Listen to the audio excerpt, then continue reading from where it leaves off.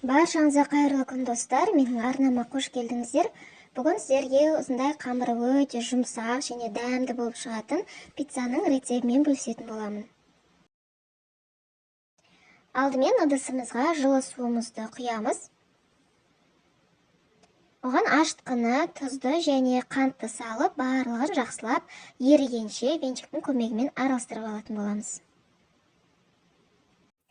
Бұл рецепт бойынша менде 2 пицца шығады.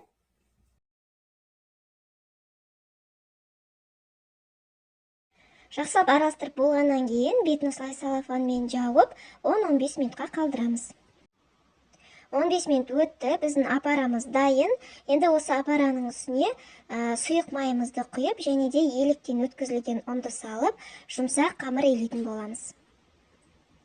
Оның барлығын бірден салмаймыз, шетінен салып отырамыз, себебі ұн көп болып кетсе, қамырымыз қатты болып қалуы мүмкін. Міне осындай қолға жабыспайтын жұп-жұмсақ қамыр илеп алдым. Енді бетін жауып 1 сағатқа көтерілуге қоямыз. Қамыр көтерілгенше пиццаға салатын салмаларды турап алатын боламын. Колбаса мен помидорды осылай жіңішке етіп турап аламыз. Пиццаның салмасын өздеріңіздің қалауларыңызша қоссаңыздар да болады. Қосымша болгар бұрышы және пияз қоссаңыздар да өте дәмді болып шығады. Қамырым көтерілді. Мен қамырым сәл 1 сағаттан аса тұрып қалды. Енді бетіндегі салафанын алып, қамырды 2-ге бөлетін боламын.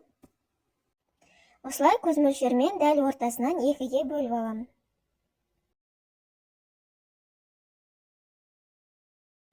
Табаға пергамент қағазын төсеп, қамырды осылай қолмен барлық шетіне біркелкі етіп жайып шығатын боламын.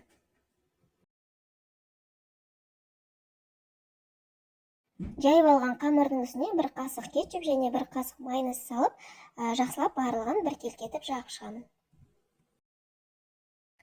Қамырдың үстіне турап алған помидор мен колбасаны осылай кезектеп салып шығатын боламын. Пиццаның бетіне тағы да сыр салатын боламыз, бірақ сырды біз соңында пісетін кезде саламыз. Енді қазір пиццаны 180 градуста алдын ала қызған пеште 20 минуттай пісіріп аламыз.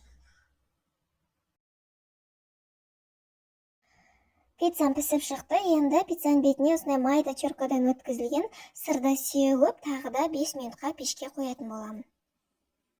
Сырды терканың міндетті түрде майда тісінен өткізіңіздер. Пицца піскен кезде барлық шетінде біркелкі еріп, өте әдемі болып тұрады. Пиццамыз дайын, қамыры өте жұмсақ, әдемі болған.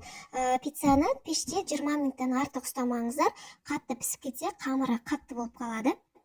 Видеом сіздерге пайдалы болса, лайк басып, арнама тіркелуді ұмытпаңыздар.